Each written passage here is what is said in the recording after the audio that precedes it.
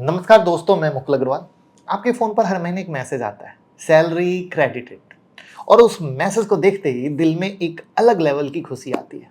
लगता है अब सब कंट्रोल में है, इस महीने सेविंग भी होगी, राइट? थोड़ा इन्वेस्टमेंट भी करेंगे, थोड़ा एन्जॉय भी करेंगे। लेकिन फिर क्या होता है, सिर्फ 20-22 दिन बाद एक और मैसेज आता है, अवेलेबल बैलेंस 500 रुपया। और उस मोमेंट पर आदमी खुद से एक सवाल पूछता है, भाई पैसा गया कहाँ? सैलरी चोरी नहीं हुई, किसी ने बैंक हैक नहीं किया, कोई बड़ा स्कैम भी नहीं हुआ, फिर पैसा कहाँ गया?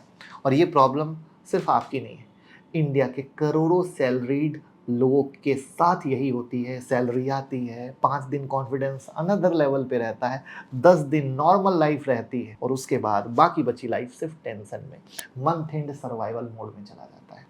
अगर आपके साथ ये होता है तो कमेंट में बताइएगा, क्योंकि मैं आपको इसका सॉल्यूशन देने वाला हूँ। और प्लीज़ कमेंट में बताइएगा तो दूसरे भी मोटिवेट होकर अच्छे से सीख पाएंगे। तो मैं आपको प्रैक्टिकल सैलरी सिस्टम बताऊंगा, जिसमें पैसा आपके कंट्रोल में आएगा, सेविंग ऑटोमेटिक होगी, इन्वेस्टमेंट ऑटोमेटिक होगा, और जो खर्च करोगे ना उसमें भी गिल्ट नहीं होगा, गिल्ट फ्री होगा। इन चैनल को सब्सक्राइब करके बेल आइकॉन तो हिट कर दो दोस्तों। देखिए, ज़्यादातर लोग सोचते हैं मेरी सैलरी बढ़ जाए तब सेविंग करूँगा, लेकिन सच ये है कि सैलरी बढ़ने के बाद भी सेविंग नहीं होती है। क्यों? क्योंकि इनकम बढ़ने के साथ लाइफस्टाइल भी अपग्रेड होती है। पहले 20,000 सैलरी थी, तब भी मंथ एंड में प्रॉब्लम थी। फिर 40,000 हुई या 50,000 हुई, तब भी प्रॉब्लम है। फिर 1 लाख हुई, तब भी पैसा नहीं बच रहा है। तो मुझे बताओ, इशू इनकम का है? नहीं, इशू है मनी फ्लो का। आपके पास पैसा आता है, लेकिन उसका रूटीन कहाँ जाना है डिफाइंड ही नहीं है। सोचिए एक वाटर टैंक है, आप उसमें रोज पानी भर रहे हो, लेकिन टैंक में 10 होल है नीचे, छोटे छोटे छोटे छोटे। अब चाहे आप कितना भी पानी भर लो, टैंक क्या कभी फुल होगा? हमारे पैसे के साथ भी यही होता है। सैलरी टैंक में आती है, लेकिन उसके नीचे छेद हैं। अब ये छेद कौन से हैं? स्विगी जोमेटो का छोटा ऑर्डर, ब्लिंकिट जेप्टो का सिर्फ 300 रुपए का आइटम, वीकेंड आउटिंग का बस आज ही जा रहे हैं, होती बहुत है बट बस आज ही जा रहे हैं, वो बिल। अमेजॉन सेल का 50% है, ऑफ है यार। क्रेडिट कार्ड का अभी ले लो, बाद में भर देंगे। यूपीआई का 199 ही तो है। प्रॉब्लम एक बड़ा खर्चा नहीं होता है, प्रॉब्लम होती है छोटे खर्चों की साइलेंट लीकेज। और ये साइलेंट लीकेज इतनी डेंजरस है कि आपको पता ही नहीं चलता है, और पूरे महीने का कैश फ्लो हिल जाता है। गारंटी बोल रहा हूं, आप मानो ना मानो, हर एक सुनने वाले के साथ यही होता है। और इसको एक स्टोरी से बताता हूं। राहुल 28 साल का वर्किंग प्रोफेशनल, 75,000 रुपए पर मंथ की सैलरी। अब इसको आप अपने अपने हिसाब से जोड़ लेना। राहुल इंटेलिजेंट है, जॉब अच्छी है, फैमिली रिस्पॉन्सिबल है, और इन्वेस्टमेंट के वीडियो भी देखता है मेरी, ठीक है, लेकिन सेविंग जीरो। महीने की 1 तारीख को राहुल का कॉन्फिडेंस यूं टॉप पे, सैलरी आई 75,000। राहुल सोचता है इस मंथ पक्का 15,000 इन्वेस्ट करेंगे, मुकुल अग्रवाल सर ने बताया है इन्वेस्टमेंट जरूरी है। लेकिन 3 तारीख को दोस्तों के साथ डिनर, 5 तारीख को शॉपिंग, 7 तारीख को उसको क्रेडिट कार्ड का बिल भरना है, 10 तारीख को उसको रेंट भरना है, 12 तारीख को ईएमआई भरनी है, 15 तारीख को ऑफिस की पार्टी है, 18 तारीख को अमेजॉन, मिंत्रा, आजियो वाले सेल लगाए हैं, 20 तारीख को वीकेंड वाली ट्रिप लगी है, और 25 तारीख को राहुल का बैंक बैलेंस बोलता है भाई अब सरवाइव करो, अब बस करो यार, पैसे भी ना बचे हैं 500। तो राहुल का बिगेस्ट मिस्टेक क्या था? उसने सैलरी आते इन्वेस्ट नहीं की, उसने पहले खर्चे किए, मौज, और जो बचा उससे सेविंग करने की कोशिश की। लेकिन वॉरेन बफेट सर का फेमस प्रिंसिपल क्या है पता है? Do not save what is left after spending, spend what is left after saving. पहले फ्यूचर को पैसा दो, फिर दुनिया को पैसा दो। अगर आप पहले दुनिया को पैसा दोगे तो फ्यूचर के लिए कुछ बचेगा क्या? कुछ नहीं बचेगा। बहुत लोग बोलते हैं भाई बजट बना लो, बजट बनाना अच्छी बात है, लेकिन प्रॉब्लम यह है कि बजट डायरी में बहुत स्ट्रांग होता है, रियल लाइफ में कमजोर। आपने लिखा ईटिंग आउट 3,000, लेकिन रियलिटी में हो गया 5,000, 6,000, 7,000 या 8,000। आपने लिखा शॉपिंग 2,000, रियलिटी में हो गया 5,000, 7,000 या 9,000। आपने लिखा इंटरटेनमेंट पे खर्च करेंगे 2,500, लेकिन रियलिटी में वीकेंड में हो गया 4,000। तो बजटिंग फेल क्यों होती है? क्योंकि बजटिंग विल पावर पे डिपेंडेंट करती है, और अगर विल पावर डेली स्ट्रांग नहीं है तो कभी मूड खराब होता है, कभी ऑफर दिखता है, कभी दोस्त फोर्स कर देते हैं, कभी सोशल प्रेशर होता है, कभी एक ही तो लाइफ है यार, अभी नहीं तो कब करेंगे, ऐसी फीलिंग आती है। इसलिए पैसा बचाने के लिए मोटिवेशन नहीं चाहिए, ऑटोमेशन चाहिए। आपको ऐसा सिस्टम बनाना है जहां सैलरी आते ही पैसा अपनी जगह चला जाए, आपको हर दिन डिसीजन ना लेना पड़े। समझ में आ रहा है वीडियो? तो अब आते हैं सॉल्यूशन पे। सॉल्यूशन है 4 अकाउंट सैलरी सिस्टम। इसमें आप अपनी सैलरी को एक ही अकाउंट में नहीं रखते, आप सैलरी को 4 अलग अलग पर्पस में डिवाइड करते हो। हर अकाउंट का एक काम होगा, हर रुपीज का एक रोल होगा, हर मंथ का कैश फ्लो क्लियर होगा। Account number 1 salary receiver account, ये आपका मेन सैलरी अकाउंट होगा। कंपनी से सैलरी इसी अकाउंट में आएगी। लेकिन ध्यान रखिए, ये अकाउंट पैसा रखने के लिए नहीं, ये अकाउंट सिर्फ पैसा रिसीव करने के लिए है। इसको आप रेलवे स्टेशन की तरह समझो। ट्रेन स्टेशन पे आती है, रुकती है, फिर अलग डायरेक्शन में चली जाती है। वैसे ही सैलरी इस अकाउंट में आएगी, फिर ऑटोमेटिक अलग अलग अकाउंट में जाएगी। इस अकाउंट में आप स्पेंडिंग नहीं करोगे, पेपर में लिख लेना जो बता रहा हूँ। यूपीआई लिंक नहीं करोगे, डेबिट कार्ड यूज नहीं करोगे, ये सिर्फ कमांड सेंटर है। सैलरी आई और हमारा ऑटोमेशन स्टार्ट हुआ। अब account number 2 emergency fund account. ये अकाउंट आपकी फाइनेंशियल सेफ्टी का बेल्ट है। इसका नाम है इमरजेंसी के लिए पैसा बनाना। सोचो, भगवान ना करे जॉब चली गई, अभी तो सुनते हो ना एआई के कारण इसकी गई उसकी गई, रोज ही सुनते हो। बिजनेस हो सकता है आपका स्लो हो जाए, ये भी हो रहा है एआई के कारण। मेडिकल इमरजेंसी आ गई, फैमिली क्राइसिस आ गई, इनकम रुक गई। ऐसे टाइम पर क्रेडिट कार्ड, लोन और रिलेटिव के सामने हाथ फैलाने की जरूरत ना पड़े, इसलिए होती है इमरजेंसी फंड। तो आपका गोल होना चाहिए कम से कम 6 मंथ का बेसिक एक्सपेंस का इमरजेंसी फंड। अगर आपका मंथली एसेंशियल एक्सपेंस 40,000 है तो इमरजेंसी फंड कितना होगा? 6 से गुना कर दीजिए, 2.4 लाख, 6 चौक 24। और ये एक दिन में नहीं बनेगा, हर मंथ सैलरी आते ही फिक्स अमाउंट कहाँ जाना है? इस अकाउंट में भेजना है। सैलरी 75,000 तो 7,500 या 10,000 इमरजेंसी फंड अकाउंट में ऑटोमेटिक ट्रांसफर। जब इमरजेंसी फंड कंप्लीट हो जाएगी तब इस अकाउंट में कंट्रीब्यूशन कम करके इन्वेस्टमेंट अकाउंट में हम इंक्रीज करेंगे 6 महीने के बाद। लेकिन जब तक इमरजेंसी फंड कंप्लीट नहीं होगा तब तक रिस्क नहीं लेना है।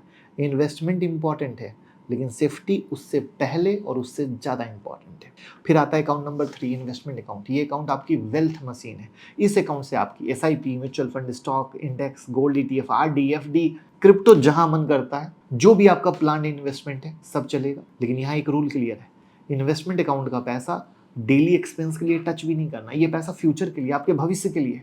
यही पैसा टाइमिंग के साथ कंपाउंडिंग देगा तो आपकी जिंदगी में फाइनेंशियल फ्रीडम ला सकता है। आप सैलरी आते ही फिक्स अमाउंट इस अकाउंट में ट्रांसफर कर दीजिए। एग्जाम्पल के लिए सैलरी कितनी थी? 75,000। में फिर से बोलूंगा, हर आदमी अपने हिसाब से जोड़ता जाए।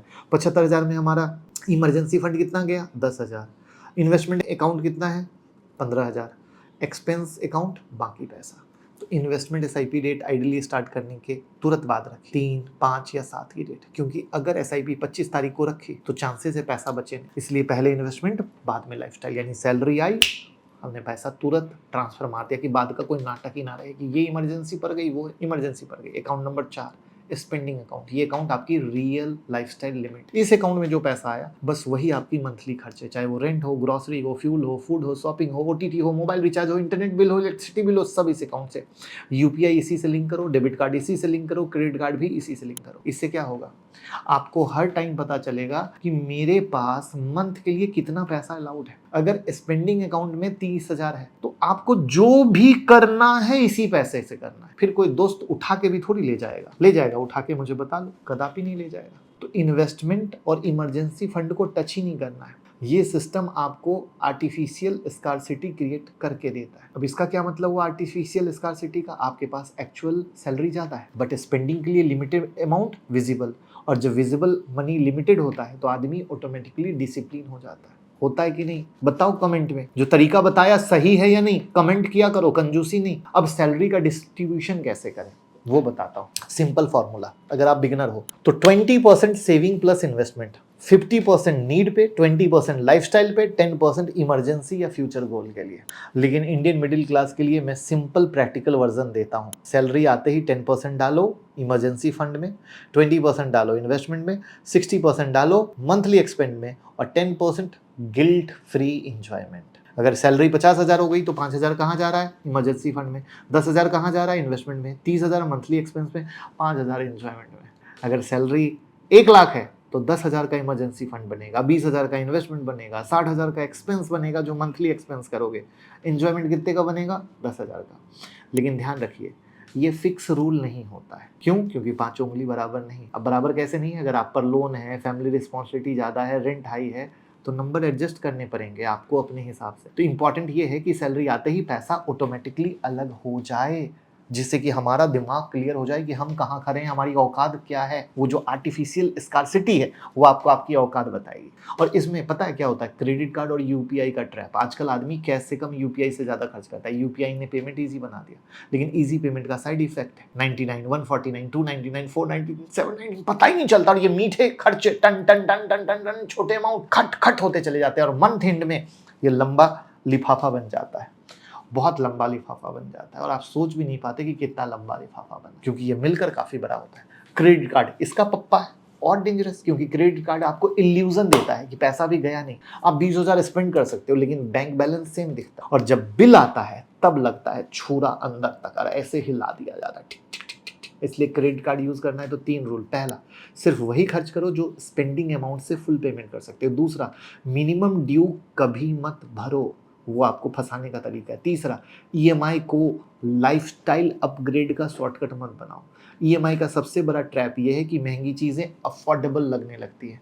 80,000 का फ़ोन महंगा लगता है, लेकिन जब 4,999 पर मंथ ईएमआई अफोर्डेबल लगती है, राइट, और फंस जाता है। लेकिन यही ईएमआई आपकी फ्यूचर एसआईपी खा जाती है। आप ये पैसे एसआईपी कर सकते हो। तो याद रखो, ईएमआई प्रेजेंट को कंफर्टेबल बनाती है कि अरे अच्छा है, लेकिन फ्यूचर को कमजोर करती है। अब 30 डेज सैलरी रूटीन समझो। अब सिस्टम बना दिया, लेकिन रूटीन कैसे चलेगा? तो इसको सिंपल 4 फेज में समझो। डे 1 से डे 5 एलोकेशन वीक। सैलरी आई, तुरंत automatic transfer emergency fund account में, इन्वेस्टमेंट अकाउंट में, स्पेंडिंग अकाउंट में।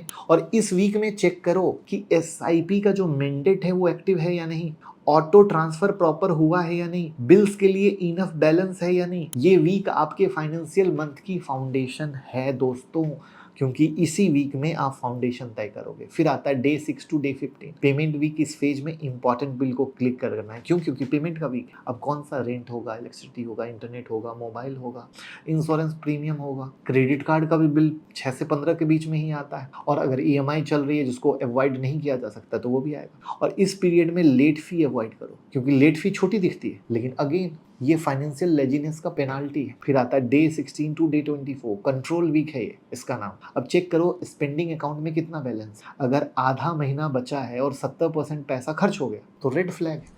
इस वीक में अननेसेसरी ऑर्डर, शॉपिंग, आउटिंग सबको बंद कर दो। यही वीक डिसाइड करता है कि आप मंथ एंड पर टेंशन में रहोगे या उसके बाद भी एंजॉय में। फिर आता है डे 25 टू डे 30 रिव्यू का वीक। ये वीक हमें नेक्स्ट मंथ की प्लानिंग देता है। कैसे? कहाँ एक्स्ट्रा खर्चा हुआ, कौन सी सब्सक्रिप्शन फालतू ले ली या यूजलेस है, कौन सा स्पेंडिंग पैटर्न रिपीट हो रहा है जिससे मेरी हालत खराब हो रही है।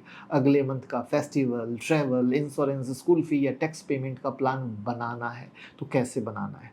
मंथ एंड गिल्ट फ्री करने के लिए क्या करना है या नहीं करना है। तो ये मंथ एंड की जो लर्निंग मिलती है हमें यहाँ से यहाँ ले जाती है और हमारा अगला महीना और बेहतर हो जाता है। और सिस्टम फॉलो करने से पता है क्या बदलेगा? पहले आप सैलरी के पीछे भागते थे, अब सैलरी आपके सिस्टम के हिसाब से चलेगी। पहले स्पेंडिंग के बाद सेविंग होती थी, अब सेविंग के बाद स्पेंडिंग होगी।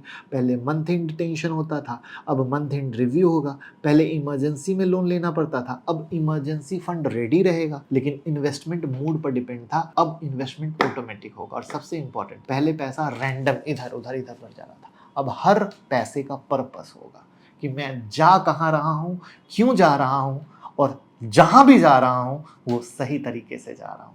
अब सोचिए कि अगर राहुल हर महीने 10,000 रुपये रैंडम स्पेंडिंग में उड़ा रहा था, coffee, food delivery, shopping, impulse buying, weekend shopping, बराबर, क्यों? मजा है, जिंदगी एक है। लेकिन अगर वही 10,000 पर मंथ एसआईपी में इन्वेस्ट करे, लॉन्ग टर्म में 12% भी उम्मीद करे, तो 20 साल में अमाउंट 1 करोड़ के लमसम कॉर्पस बनेगा। यानी जो पैसा आज छोटा खर्चा लग रहा था वही कल बिग वेल्थ बन सकता है।